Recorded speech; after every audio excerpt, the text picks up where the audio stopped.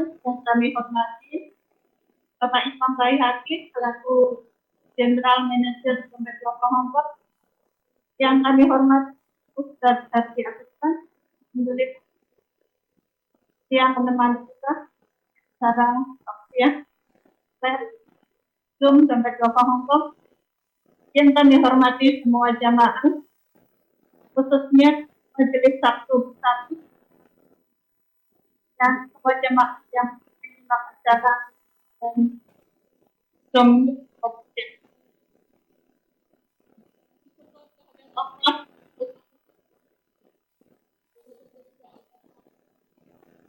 Alhamdulillah Allah menggunakan makhluk yang telah berimbang kepada nikmat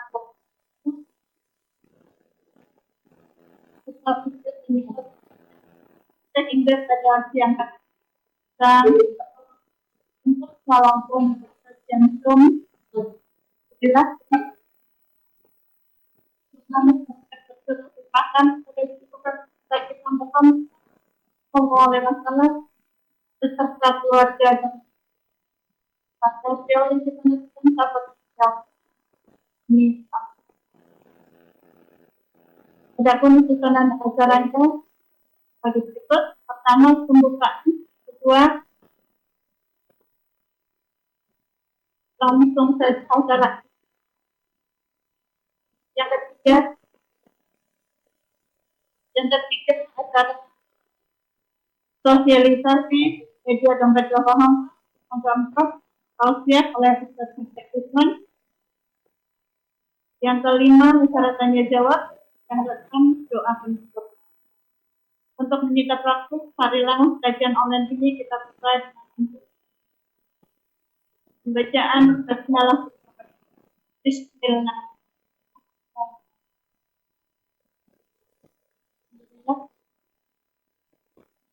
Acara selanjutnya sosialisasi dompet lokal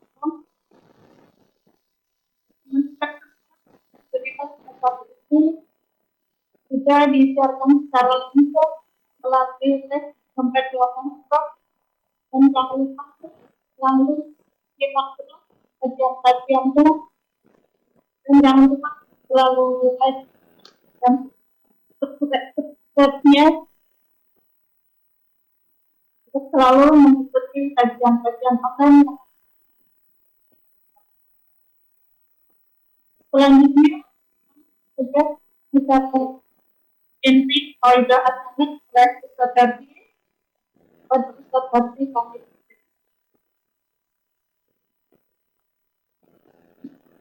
Langsung ini Bu Erni atau tilawah dulu?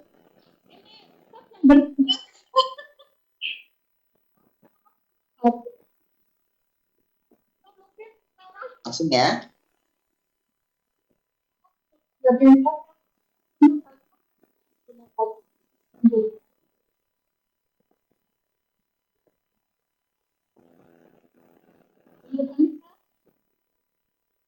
Oke, Bu, suara saya terdengar jelas di sana? Benar, jelas.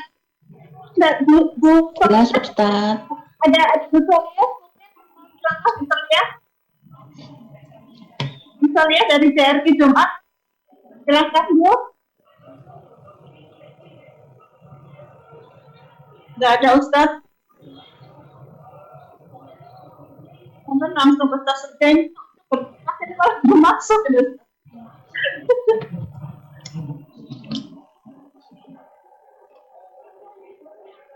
Gimana Bu Erni, tilawah dulu atau langsung? Langsung saja Ustaz, ini yang bertugas ini belum masuk ini. Langsung saja. Baik, bismillahirrahmanirrahim. Assalamualaikum warahmatullahi wabarakatuh. Waalaikumsalam warahmatullahi wabarakatuh. Kabar sehat Ibu-ibu sekalian? Alhamdulillah, Ustaz sehat. Paket data sehat? Alhamdulillah, free Ustaz Wifi. Masya Allah. Kita berdoa semoga yang hadir pada acara majelis perantau online atau madrasah perantau online hari ini, Allah berikan kesehatan kepada dirinya, Allah berikan keberkahan dalam mengikuti. Amin ya rabbal Amin. Ibu-ibu sekalian, agar menjadi keberkahan acara kita pada siang hari ini, mari sama-sama kita membaca surat Al-Fatihah. Saya meminta secara khusus untuk dibacakan surat Al-Fatihah bagi almarhumah Ainur Rahmah binti Haji Ahmad Ikhwan yang merupakan istri dari Ustadz Fajar Subraha, pimpinan pesantren Mu'alaf Dokat Wafa, yang baru saja wafat, Ibu. Innalillahi wa inna ilaihi raji'un. Hari Selasa kemarin, di usianya yang masih sangat muda, masih sekitar 26 tahun. Nah, kita doakan semoga Allah ampuni dosa-dosanya, Allah lapangkan hidupnya, dan Allah masukkan ke dalam surganya. Alhamdulillah. Al-Fatihah.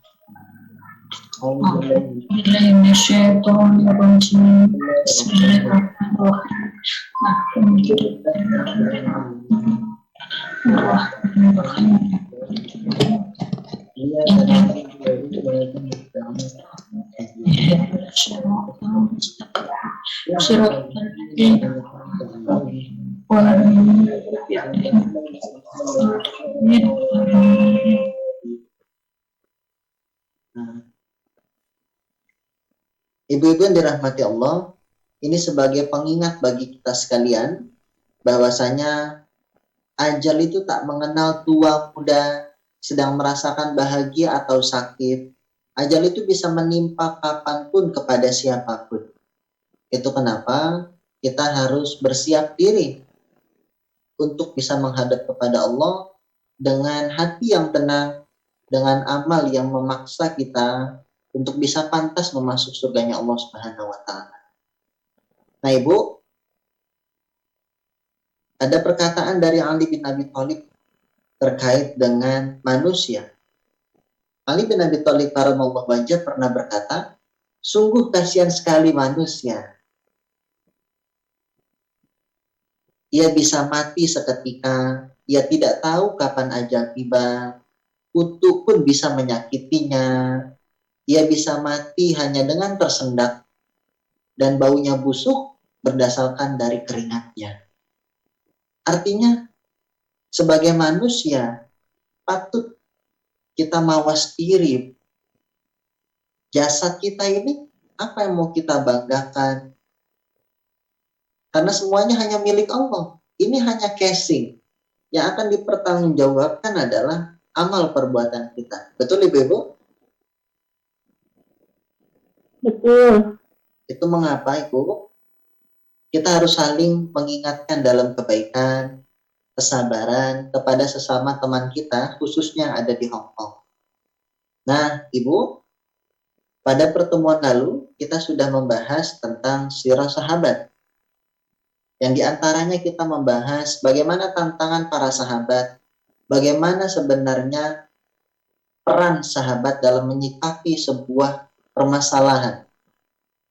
Dan juga kita sudah sama-sama menyimak bagaimana dua kisah sahabat yang luar biasa. Ada kisah dari seorang sahabat yang bernama Lubabah binti Harith atau Ummu Fadl, seorang perempuan yang berani, mempunyai idealisme, yang tidak senang ketika melihat kezaliman di dalam matanya.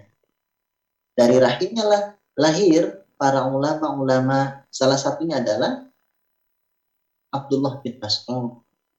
Dan ada seorang sahabat yang ayahnya luar biasa zalim kepada Nabi, suka memusuhi Nabi, yang kita kenal dengan Abu Jahal. Tapi anaknya Allah berikan hidayah sampai menjadi pembela Nabi Muhammad SAW. Dialah yang bernama Ikrimah bin Abu Jahal. Seorang anak muda yang berani, seorang anak muda yang cerdas. Dengan itulah Allah ganjar beliau dengan surga Allah Subhanahu. Nah, Ibu-ibu, maka pada kesempatan kali ini kita akan melanjutkan pembahasan kita tentang sirah sahabat. Nah, ini bagi yang baru bergabung, Kalau kata pepatah, tak kenal maka kenalan. Ini dari layar kelihatan pada cuap, wah, pada suara nggak ada. Ini nggak tahu, paket nggak ada, apa nggak ngerti cara ngaktifin mikrofonnya ini.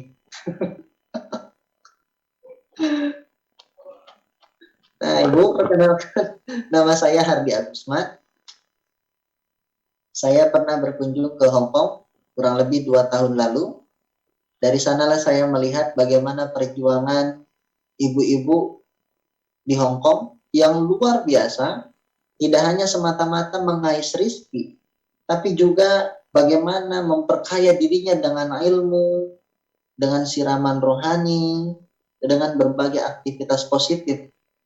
Semoga dengan itu bisa sedikit memberikan kebahagiaan kepada kita yang barangkali sangat rindu kepada keluarganya, rindu suasana beragama yang ada di Indonesia. Insya Allah. Nah, selanjutnya, pada pertemuan sebelumnya, kita sudah membahas tentang bagaimana karakteristik sahabat yang kita ambil dari 2 kisah sahabat yang bernama Ikrimah bin Abu Jahal dan juga yang kedua Ummu Qadar.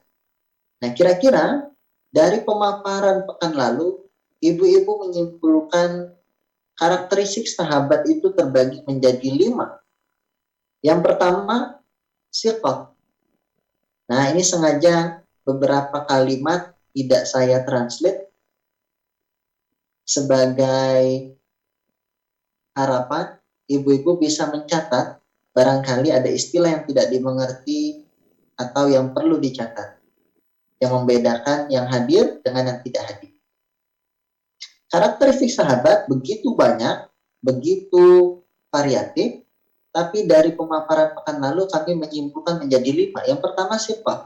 Siqah artinya adalah percaya. Percaya kepada ajaran dibawa oleh Allah dan Rasulnya. Kita ingat beberapa hari lalu, hari Jumat, merupakan hari peringatan Isra Mi'raj. Hari di mana ketika Allah memperjalankan Rasul ke Sidratul Muntaha.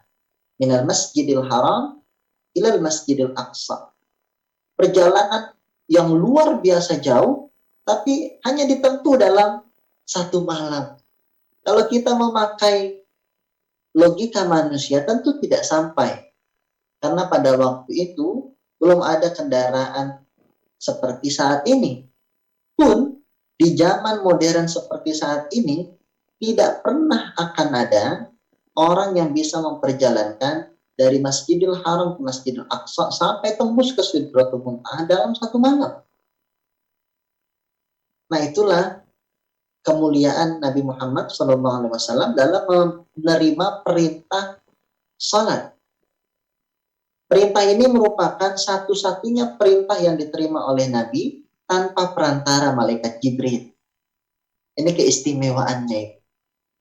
Nah, Ibu bisa bayangkan bagaimana kondisi masyarakat ketika ada seorang Rasul yang menyampaikan sesungguhnya aku baru saja pergi dari Masjidil Haram ke Masjidil Aqsa dan bertemu dengan Allah di langit ke-7, Sidratul Muntaha, untuk menerima perintah salat.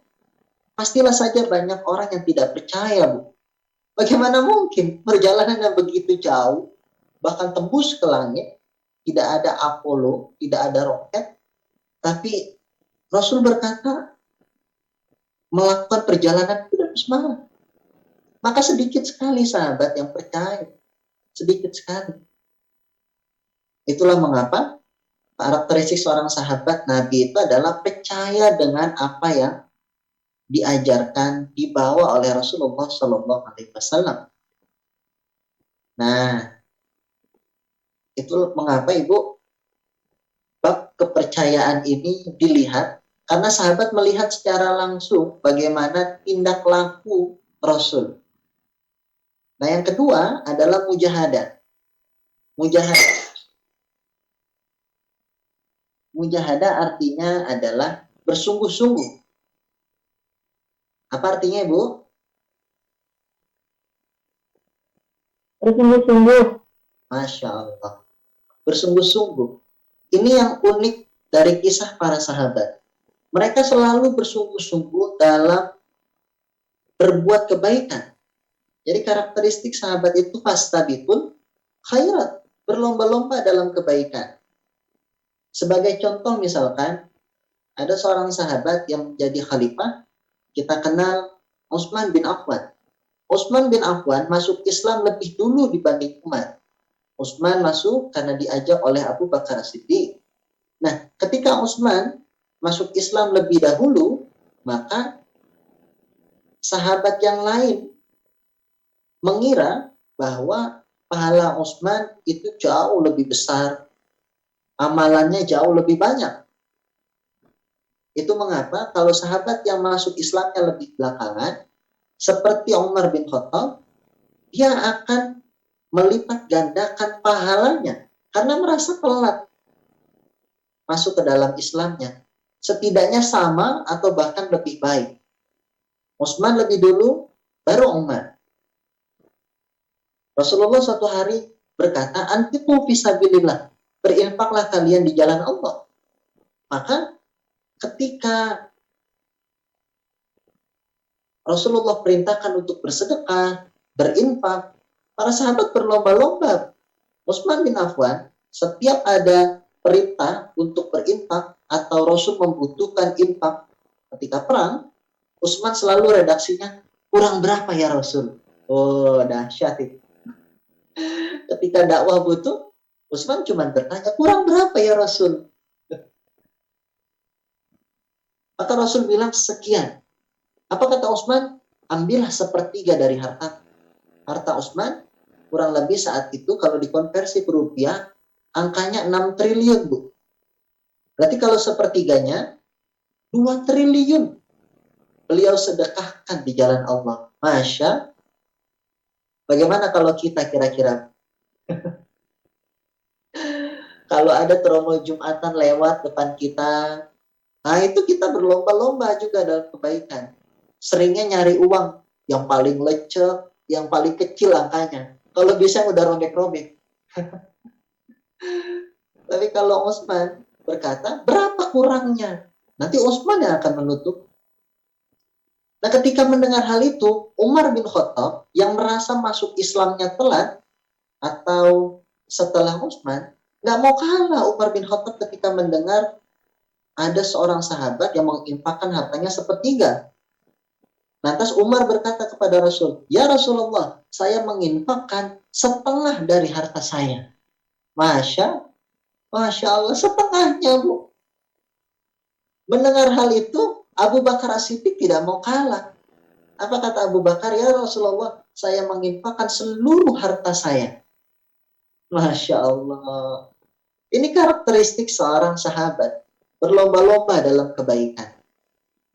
Pernah satu hari, Umar bin Khattab mendengar Utsman bin Affan itu kalau sholat tahajud, Bu, di tengah kesibukan yang luar biasa, dia merupakan menantu dari Rasul, merupakan seorang saudagar, tapi sholat malamnya tidak pernah putus. Ini bukan sembarang sholat malam. Utsman bin Affan dalam satu hari, qiyamul lailnya, Bu, bisa menghatamkan 1 kali Al-Quran. Masya, kita bagaimana? Berapa waktu yang kita butuhkan untuk 1 kali Al-Quran? Mendengar hal ini, Umar bin Khattab gak mau kalah. Karena ingin mengimbangi amalan yang dilakukan oleh para sahabat yang sudah masuk Islam lebih dulu. Apa yang Umar lakukan, Bu?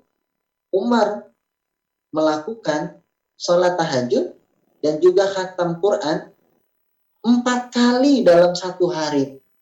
Masya Allah. Masya Allah. 2 kali di siang hari, 2 kali di malam hari. Nah, ini Ustadz Mas Hardi ini mengada-ngada aja. Kisah yang saya ceritakan tentang Umar bin Khattab dan juga Utsman bin Affan tadi Ibu dapat melihatnya di kitab At-Tibyan karangan Imam An-Nawawi, seperti yang saya rekomendasikan pada pertemuan sebelumnya. Jadi sebelum Imam An-Nawawi membuat kitab Riyadhus Shalihin dan juga hadis Arba'in, lebih dulu membuat sebuah kitab yang bernama At-Tibyan. Silakan di search di internet, sudah ada terjemahnya itu. At-Tibyan karya Imam An-Nawawi. Nah, begitu luar biasanya para sahabat berlomba-lomba dalam kebaikan. Yang ketiga adalah sahabat. Ini karakteristik seorang sahabat itu ketika ditimpa dengan musibah, dia sabar, tawakal, percaya bahwa takdir itu Allah yang menentukan. Tugas kita sebagai manusia hanya memainkan peran yang terbaik. Dan yang keempat adalah berani, tidak takut kepada siapapun. Seperti halnya Ummu Fadl ketika memukul seorang yang zalim, karena berlaku zalim seorang ini kepada budak suami, Abu Lahab. Dia berani memukul Abu Lahab. Seorang perempuan memukul laki-laki, Masya Allah. Berani. Seperti halnya keberanian juga seorang sahabat yang bernama Ikrimah bin Abu Jahal. Berani untuk membela ketika dalam peperangan melawan pasukan Romawi. Sampai akhirnya wafat. Dan dari kisah Ikrimah juga kita belajar tentang itar. Apa arti itar, Bu? Ada yang tahu? Apa Ustaz? Itar artinya apa kira-kira? Saya tidak mengerti sama sekali, Ustadz. Masya Allah.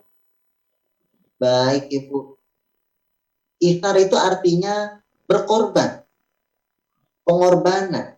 Seperti kita tahu, ketika kondisi Ikrimah dan 3 sahabat lain yang sedang luka dalam peperangan membutuhkan air, justru sahabat yang luka itu menyerahkan airnya untuk yang lain, menyerahkan airnya untuk yang lain lagi, sampai akhirnya 3-tiganya wafat dan tidak ada satupun yang minum air yang dibutuhkan. Itu pengorbanan. Berbicara tentang itar, kita dapat melihat dalam juz keempat, ini kita dapat temukan dalam surat Ali Imran ayat 92. Ayat ini yang mewakili bagaimana karakteristik seorang sahabat seharusnya. Dan juga bagaimana kita sebagai seorang yang beriman. Ada yang berkenan untuk membacakannya, Ibu? Boleh? Ayat berapa Ustaz? Surat Ali Imran ayat 92. Atau juz pertama.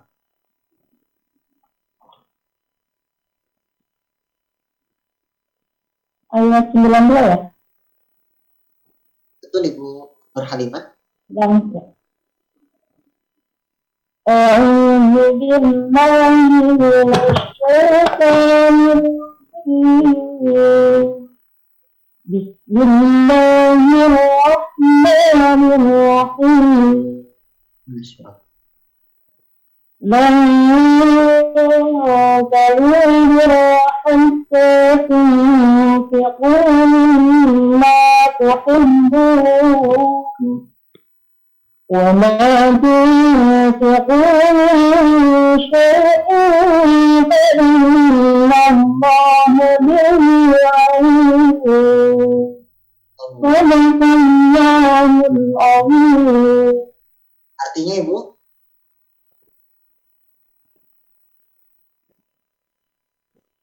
Intinya Ada di ayat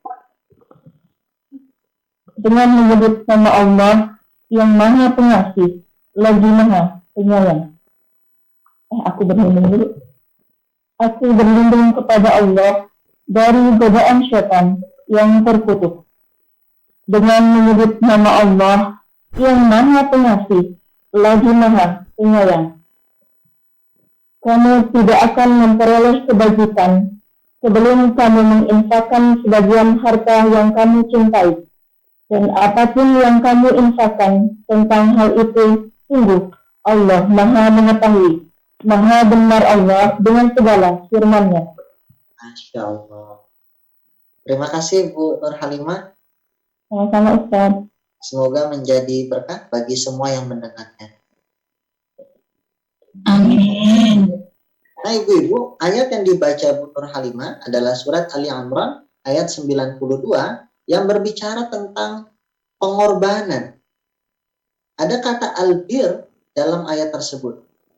Dalam tafsir Ibnu Katsir, makna bir itu bisa berarti kemuliaan, bisa juga berarti kebajikan, bahkan ada juga yang mengatakan, Waqi' yang meriwayatkan dari Amr bin Maimun, maksudnya itu adalah surga. Nah, ibu, ada seorang sahabat Ansar yang berada di Madinah, namanya Abu Tolha. Abu Tolha merupakan seorang yang kaya raya. Dia memiliki sebuah kebun yang sangat dia cintai, yang berada di depan masjid posisinya. Namanya kebun Bayruha. Nah, satu hari Rasul masuk ke dalam kebun itu dan juga meminum air darinya. Ketika Abu Tolha mendengarkan ayat Ali Imran ayat 92 ini, Abu Tolha berkata kepada Rasul, "Ya Rasulullah, sesungguhnya harta kekayaanku yang paling aku sukai adalah kebun Bayruha, dan aku bermaksud untuk menyedekahkannya." Masya Allah. Dan aku berharap mendapatkan kebaikan dan simpanannya di sisi Allah. Maka manfaatkanlah kebun itu ya Rasul. Begitulah konteks pengorbanan. Menginfakkan, menafkahkan sebagian harta yang dia cintai. Yang Abu Talha cintai adalah salah satunya kebun Bayruha. Dan disedekahkan karena harta tidak ada dalam hatinya, tapi harta ada di tangan. Itulah mengapa tidak sungkan para sahabat ketika Utsman menginfakkan sepertiga hartanya. Umar tidak mau kalah setengah dari hartanya. Abu Bakar tidak mau kalah seluruh hartanya. Karena dia yakin bahwa apa yang kita infakkan itulah yang akan kembali kepada kita. Dan dengan itulah kita mendapatkan sebuah kemuliaan. Insya. Berbicara tentang pengorbanan, saya ingin menceritakan sebuah kisah sahabat lain yang sangat luar biasa. Dialah yang bernama Sya'ban. Ada yang pernah mendengar kisah Sya'ban, Ibu?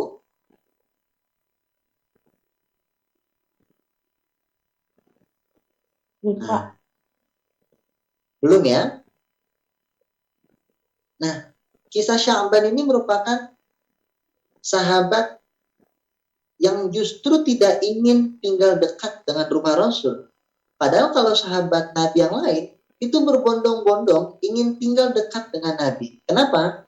Agar bisa melihat secara langsung, mendengarkan secara langsung apa yang Rasul lakukan dan katakan. Tapi Sya'ban tidak mau. Kenapa, Bu? Karena satu hal.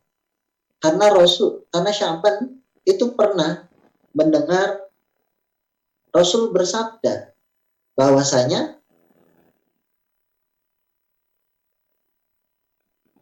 perjalananmu ke masjid itu diganjar dengan pahala. Artinya semakin jauh perjalanannya, maka semakin besar ganjaran pahalanya. Nah, hal ini ada dalam satu hadis yang tertera di layar ibu sekalian. Ketika Nabi Muhammad pernah bersabda, setiap langkah seorang yang menuju masjid, maka satu dosanya akan diampuni. Derajatnya dinaikkan satu peringkat. Nah, itulah mengapa Sya'ban ingin tinggal jauh. Nah, kisahnya unik, Bu. Satu hari, Sya'ban tidak terlihat di masjid. Sya'ban merupakan seorang sahabat Nabi yang istiqomah dalam melaksanakan sholat berjamaah di masjid. tempat duduknya selalu di pojok agar tidak menghalangi orang lain yang lalu lalang. Selalu i'tikaf, sholat berjamaah adanya di pojok. Tetapi suatu hari ketika sholat subuh, Rasul tidak mendapati sahabat Sya'ban. Ditunggu sampai iqomahnya itu diakhirkan. Dengan harapan sahabat Sya'ban ini hadir. Tapi karena waktu semakin mendekati waktu syuruk, akhirnya Rasul perintahkan untuk iqomah. Nah, ketika selesai sholat subuh berjamaah, Rasul tidak juga mendapati Sya'ban. Baru kali ini Rasul tidak mendapati Sya'ban sholat berjamaah.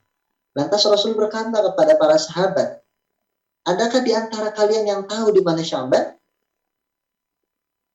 Sahabat tidak ada yang tahu. Kalau demikian, adakah di antara kalian yang tahu di mana rumah Sya'ban? Ada seorang sahabat, aku tahu ya Rasul. Mari kalau gitu, kita pergi silaturahim ke rumah Sya'ban. Nah, akhirnya para sahabat bersama Nabi mengunjungi rumah Sya'ban. Ibu bayangin, dari selesai sholat subuh sampai menuju ke rumah Sya'ban, itu waktunya sudah masuk ke waktu duha. Artinya butuh waktu kurang lebih 3 jam perjalanan untuk menuju rumah Sya'ban. Masya Allah. Jauh atau dekat kalau jalan 3 jam itu? Jauh. Jauh. Dulu belum ada kendaraan.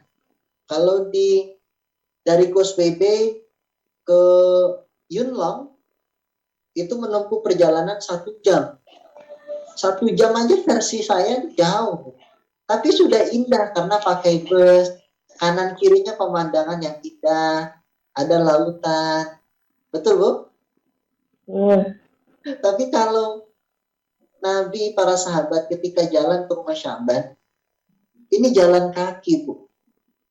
Kita bisa bayangin, untuk melaksanakan sholat berjamaah saja butuh waktu 3 jam. Pulangnya 3 jam lagi. Berarti kali 2 berapa itu? 6 jam. 6. Hanya untuk melaksanakan sholat berjamaah. Masya Allah. Ini pengingat bagi kita. Lantas ketika sampai ke rumah Sya'ban, Rasul bertanya kepada orang di rumah, apakah betul ini rumah Sya'ban? Betul ya Rasulullah, saya istrinya. Kemanakah Sya'ban sampai tidak terlihat di masjid sholat subuh tadi? Dengan mata berkaca-kaca, istrinya mengatakan, sesungguhnya suamiku baru saja wafat ya Rasulullah. Masya Allah, ternyata satu-satunya alasan Sya'ban tidak sholat berjamaah adalah wafat, Bu.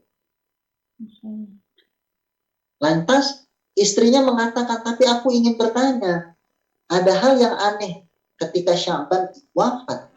Sebelum wafat, Sya'ban berteriak dan mengatakan 3 hal.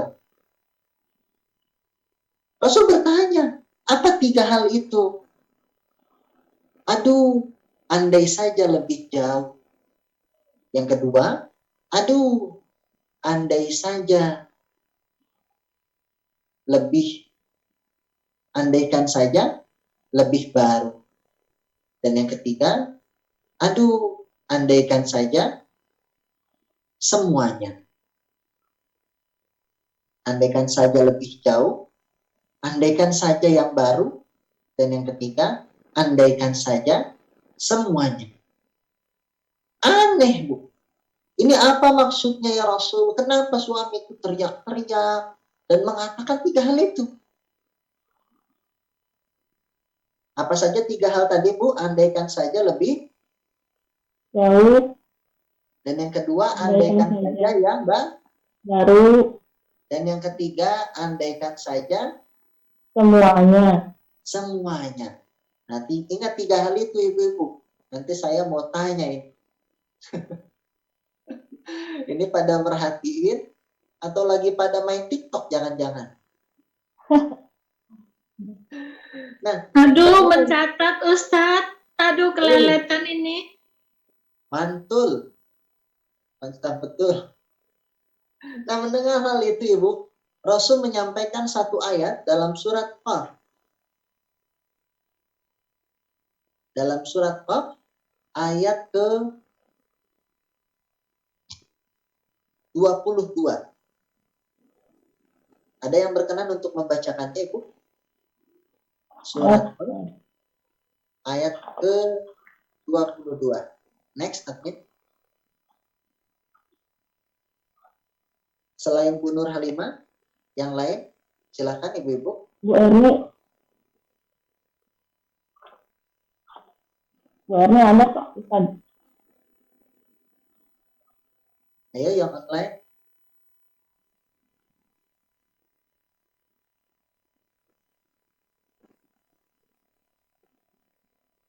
Ayo ibu-ibu, ini banyak yang ibu-ibunya nih.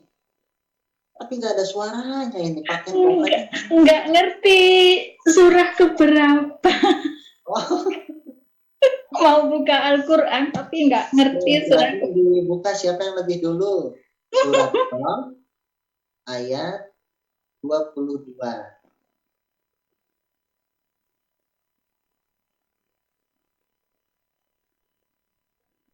Atau yang bisa membaca di layar boleh, yang terbaca tulisannya. Silahkan.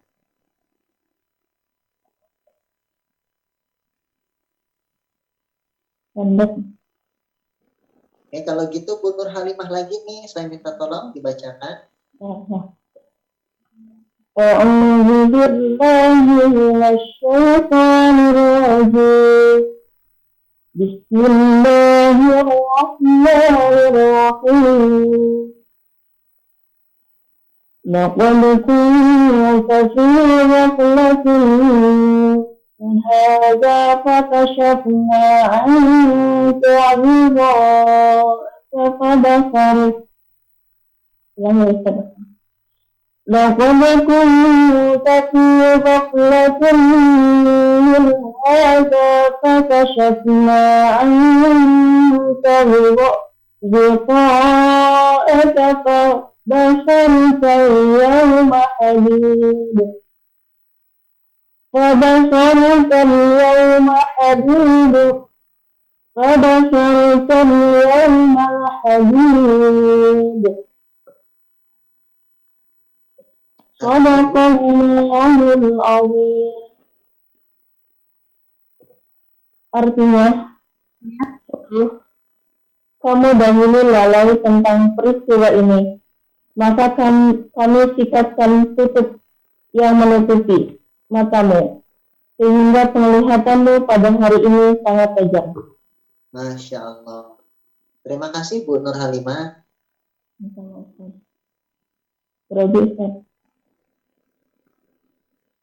Suaranya indah, semoga menjadi berkah bagi kita yang mendengarkan.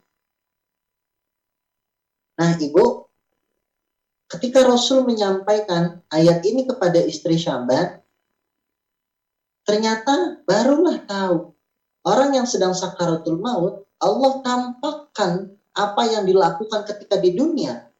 Matanya sangat tajam, dia bisa melihat apa yang orang lain tidak lihat. Itu mengapa kita tidak perlu heran kalau ketika sakaratul maut ada yang matanya melotot. Pernah lihat Bu, orang sakaratul maut matanya melotot, lidahnya menjulur. Karena ditampakkan dosa-dosa yang dilakukan ketika di dunia. Tapi ada juga orang yang wafat justru senyum Bu. Banyak orang bersaksi ketika orang-orang saleh wafat itu, wajahnya cerah, berseri, teduh dilihat, bersenyum. Masya Allah. Semoga Allah wafatkan kita dalam keadaan husnul khatimah, dalam keadaan yang baik ya Bu ya. Insya. Amin. Amin. Karena ditampakkan ketika wafat itu ganjaran pahala yang sedang kita akan terima, ganjaran kebaikan yang sudah kita lakukan ketika di dunia. Nah, mendengarkan hal ini, Rasul menjelaskan kepada istri Syaban atas 3 teriakan yang dilakukan oleh suaminya ketika wafat. Teriakan yang pertama apa tadi? Aduh, andaikan saja lebih jauh. Apa maknanya? Suatu hari suamimu itu selalu pergi ke masjid jarak yang begitu jauh. Nah, tentu tidak mudah bagi seorang yang ingin sholat berjamaah dengan yang jarak yang sangat jauh. Kurang lebih 3 jam perjalanan. Dan Allah mengganjarkan pahala kepada suamimu atas perjalanan yang jauh tersebut. Dengan ganjaran yang besar, dan Allah tampakkan surga yang begitu indah kepada suamimu. Maka ketika suamimu melihat ganjaran yang diterimanya, suamimu berkata, aduh, andaikan saja lebih jauh. Pastilah saja pahala yang diterima lebih banyak dan surga yang diterima lebih indah. Nah, ketika mendengarkan teriakan yang kedua, aduh, andaikan saja lebih baru. Suatu hari, suamimu ingin berangkat ke masjid. Dan ternyata kondisi di luar begitu sangat dingin, Bu. Sampai akhirnya suamimu memakai 2 jaket. Lapis pertama dipakai jaket baju yang masih baru. Jaket atau baju yang kedua yang sudah lusuh. Dengan harapan ketika dalam perjalanan nanti kena debu, masuk ke masjid, jaket bagian luarnya itu dicopot. Sehingga masuk ke masjid dengan pakaian yang baru, yang bersih, tidak terkena debu. Tapi ketika dalam perjalanan, suamimu bertemu dengan seorang yang terpapar kedinginan, merintih karena kedinginan, sampai-sampai hampir wafat.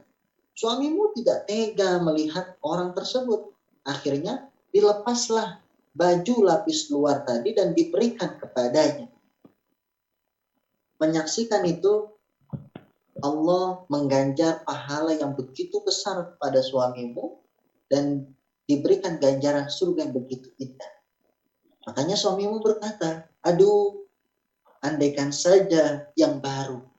Pastilah saja pahala yang diterima lebih besar dan ganjaran yang di surga lebih indah.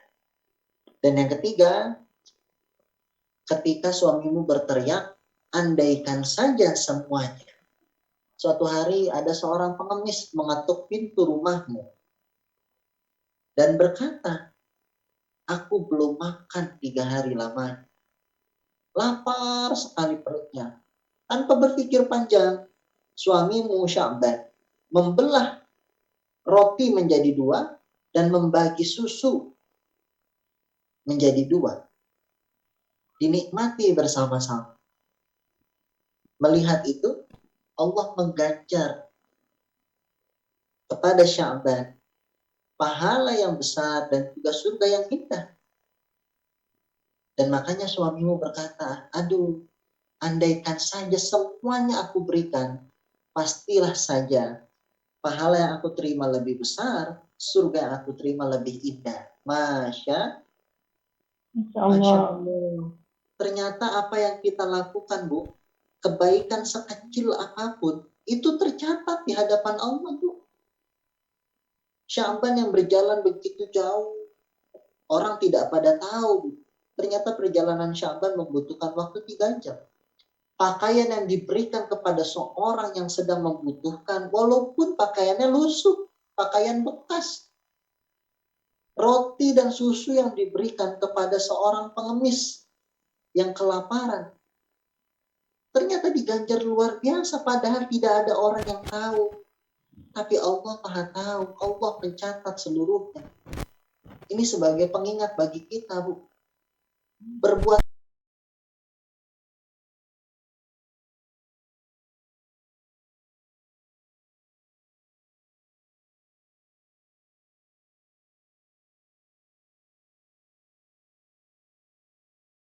Nah, Ibu, dengan itu saya ingin bertanya kepada Ibu-ibu sekalian, apa hikmah dari kisah Sya'ban yang tadi saya ceritakan? Silahkan di teks, cukup 1 atau 2 kalimat, 2 kata saja di kolom chat yang ada di Zoom. Apa hikmah dari kisah Sya'ban, seorang sahabat Nabi yang luar biasa diganjar surganya Allah Subhanahu wa Ta'ala? Yang barangkali kita baru mendengar nama Sya'ban, tapi ternyata begitu mulia. Silakan.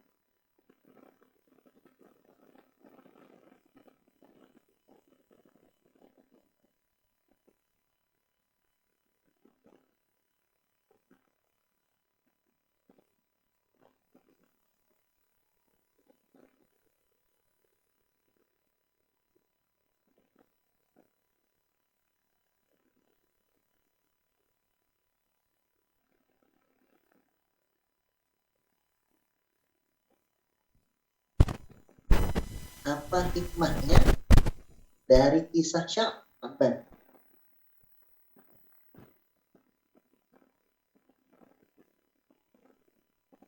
Masih mengetik? Tulis saja apa yang ibu-ibu ketahui, tidak ada benar salah ya. Yang salah juga gak diomelin, gak naik kelas juga. Dari Ibu Lili, beliau mengharap ridha Allah, berbuat kebaikan, hanya memikirkan akhirat. Masya Allah. Jadi niatnya betul-betul karena Allah. Tidak karena ingin dianggap baik karena manusia. Seringkali kita berbuat baik itu karena berharap pujian dari manusia. Betul, Bu? Ada dari Ibu Maksima Rahayu. Kebaikan yang kita lakukan tanpa harus orang lain tahu. Masya Allah. Ada dari Ibu Winda. Sya'ban, sosok yang bersungguh-sungguh dalam beribadah kepada Allah. Hingga ditampakkan indahnya balasannya menjelang wafatnya. Masya Allah. Begitulah makna dari surat Qaf ayat 22. Ada dari Bu Nur Halimah, berkorban harta benda, bersedekah karena pada hakikatnya yang kita sedekahkan itulah harta yang sesungguhnya. Masya Allah. Betul, Ibu. Yang kita infakkan, yang kita sedekahkan, itulah harta kita. Karena kalau hanya sebatas makan, Bu, kerak di hutan juga makan. Kalau hidup hanya sebatas hidup, kerak di hutan juga hidup. Kalau hidup hanya sebatas kerja, kerbau di sawah juga kerja. Begitu kata Buya Hamka. Nah, silakan ibu-ibu yang lain diambil hikmahnya, dicatat, di-share di media sosialnya. Barangkali kisah singkat ini yang kita share kepada para jamaah, kepada para teman, itu yang bisa menginspirasi orang lain. Karena ingat Ibu, yang dakwah itu bukan cuma ustadz. Tapi kita pun kalau bisa memberikan inspirasi kebaikan kepada orang lain, mengajak orang kepada kebaikan sekecil apapun, itu dicatat kepada Allah. Jadi kalau medsos isinya jangan galau, karena nggak ada artinya. Misalkan, aduh, lagi santai nih, asik. Aduh, lagi nongkrong di Yunlong nih, jailah. Aduh, lagi makan nih, sampai makan aja diupdate, Bu. Nawarin kagak, update iya. Ada yang lebih parah, aduh, lagi nafas nih, lah, nafas dia update. Berarti tiap detik itu dia harus update. Nggak ada maknanya. Share aktivitas yang kira-kira bisa menginspirasi orang lain. Sehingga kita bisa kecipratan pahalanya. Begitu kata Rasul, man sanna bi sunnati falahu ajrun mithlu ajri fa'ilih. Barang siapa yang menunjukkan kebaikan sunnah-sunnahku, maka dia mendapatkan pahala sebagaimana orang tersebut melakukannya. Masya Allah. Nah, pada akhirnya kita sampai ke kesimpulan. Kesimpulan pada pertemuan kita pada siang hari ini ada dalam surat At-Taubah ayat 105. Belajar dari kisah para sahabat, ternyata begitu indah maknanya. Barangkali ada ibu yang berkenan untuk membacakan surat At-Taubah ayat 105 yang ada di depan layar ibu-ibu sekalian. Ada yang berkenan?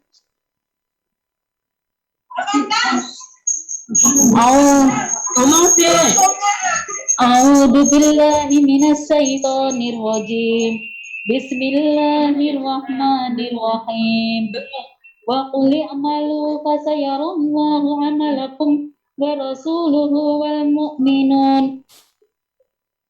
Wasaturadduna ila alimil ghaibi was syahadati fanunabbi'ukum bima kuntum ta'malun. Artinya Ibu? Artinya, dan katakanlah, bekerjalah kamu, maka Allah dan Rasul-Nya serta orang-orang mukmin akan melihat pekerjaanmu itu, dan kamu akan dikembalikan kepada Allah yang mengetahui akan yang gaib dan yang nyata. Lalu beritakannya kepada kamu apa yang telah kamu kerjakan. Masya Allah. Quran Surat At-Taubah 105. Terima kasih Ibu Listia dari PST Sabtu Ceria. Semoga menjadi berkah bagi kita yang mendengarkan. Amin, Allah amin. Terima kasih Ustaz. Coba Ibu perhatikan surat yang barusan kita dengarkan dari Ibu Listia. Ternyata kita diperintahkan untuk bekerja kamu. Gak perlu khawatir tentang ganjaran yang nanti akan Allah berikan. Karena seringkali kita itu bekerja itu karena ingin dilihat orang lain. Kita melakukan sesuatu karena ingin dipuji oleh atasan, mengharapkan imbalan.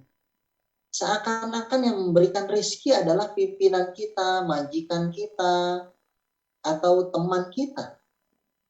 Kita lupa bahwa mereka hanyalah seorang perantara.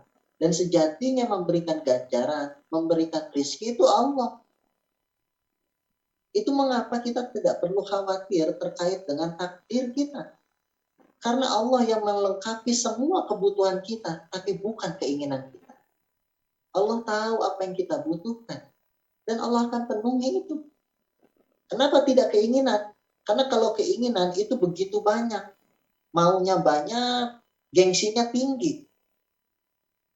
Udah punya sepeda, ngelihat orang, indah naik motor ya, beli motor. Punya motor, ngeluh lagi Bu.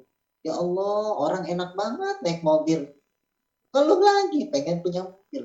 Udah punya mobil, ngelihat orang, ya Allah, enak banget orang punya pesawat. Pengen punya pesawat. Yang punya pesawat juga ngeluh lagi, ya Allah.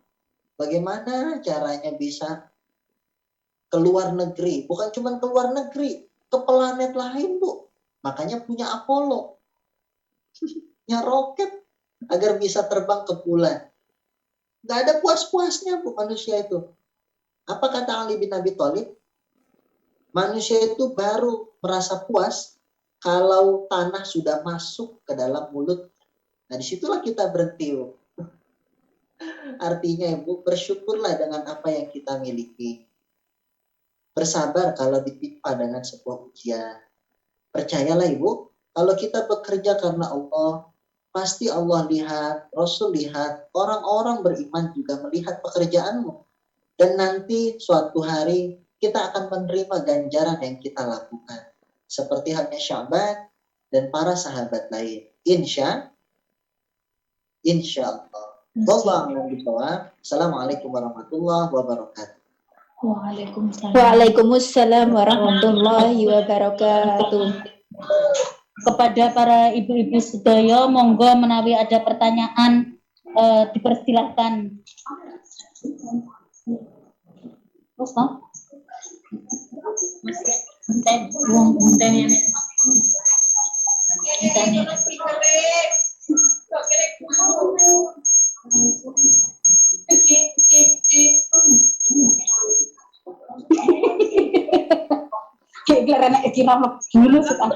Jadi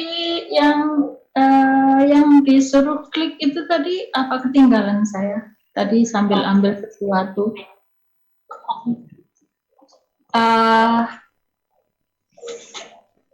Dari Imam siapa tadi loh? Hadis yang diklik di Dicari di Oh, Google. baik. DM Oh, aku. iya, terima kasih, Terima Bu. kasih. Itu kitab, judul kitabnya namanya At-Tibyan, karya Imam An-Nawawi. At-Tibyan, karya Imam An-Nawawi. At-Tibyan. Ya. Dan karya Imam Minta Nawawi. tolong ketikkan Ustadz. Hai, diketik aja. Nanti salah nulisnya nanti. Iya Ustaz, mohon diketik Terima Ustaz. kasih. Terima kasih. Saya ngetik dulu. At-Tibyan. At-Tibyan. Matur suwun Ustaz. Makasih.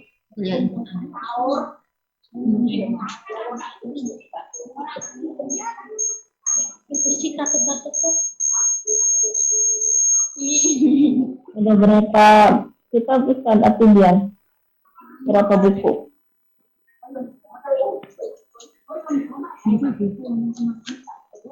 Pokoknya iki kurang menok ini. Nah, sudah terbaca nggak, Bu? Ustaz, kitab At-Tibyan itu sama dengan Riyadhus Shalihin ya?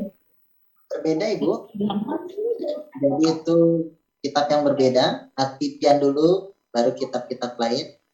Ada Riyadhus Shalihin, ada hadis lain, Ya udah ada terima Imam ya. An-Nawawi juga. Semua harus bisa Terbaca dulu, Bu, teks saya, Ibu. Baca misalkan ini. Nah, kalau yang nggak kebaca itu paketnya habis itu.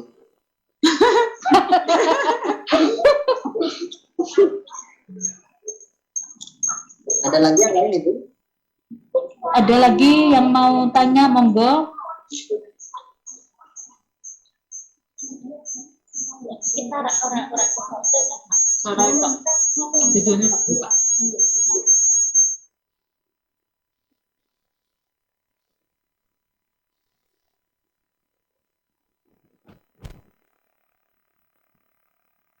Monggo. Atau ada yang ingin memberikan pesan lain, nasihat, boleh. Assalamualaikum warahmatullahi wabarakatuh, Pak Ustadz. Waalaikumsalam warahmatullahi wabarakatuh. Pak Ustadz, saya mau nanya gimana inspirasi kita supaya tetap belajar tentang agama gitu, karena setiap misalnya saya libur, kadang kan saya dengerin kajian seperti ini di Zoom, teman-teman banyak kadang nggak terima karena saya masih awam, saya kepengen bisa gitu, maksudnya saya kepengen mengerti lebih banyak tentang Islam gitu loh. Sedangkan teman-teman saya juga yang banyak yang sudah pindah dari ibaratnya agama Katolik, agama Protestan, agama Hindu ke Islam, mereka kadang bilang ke saya, "Alah, nggak usah jadi kayak Bu Haji," katanya gitu loh Pak Ustadz. Padahal teman saya pun tadinya sama, terutama yang tadinya sama-sama di Hindu, dulu dia mengejek saya, "Kenapa kamu masuk Islam?" Sekarang alhamdulillah saya dengar dia udah masuk Islam. Tapi dia tidak menjalankan agama dia yang sekarang gitu loh Ustadz. Dia pakai jilbab, tapi kalau suruh ikut pengajian dengan ceramah, dia enggak gitu Pak Ustadz. Gimana itu supaya kita bisa lebih baik lagi gitu, dan juga gimana cara ngadepin teman-teman yang kadang kalau kita dengerin ceramah atau apa dia selalu ngomong kita yang sok pinter lah, yang mau jadi raja lah, apa macam-macam Pak Ustadz. Makasih. Assalamualaikum. Luar biasa tantangannya Bu Heni. Pasti tidak mudah, Ibu.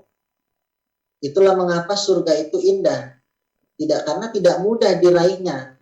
Kalau yang gampang paling dapatnya kompor, kalau nggak magic chair, Bu. Paling banter panci. Nah, karena surga begitu indah, maka tantangannya juga tidak mudah. Nah, Ibu, saya ingin pesan, tugas kita sebagai sesama muslim hanya bisa menasehati saja, mengajak saja. Kita tidak bisa memberikan hidayah karena itu hak prerogatifnya Allah. Jangankan kita, Ibu,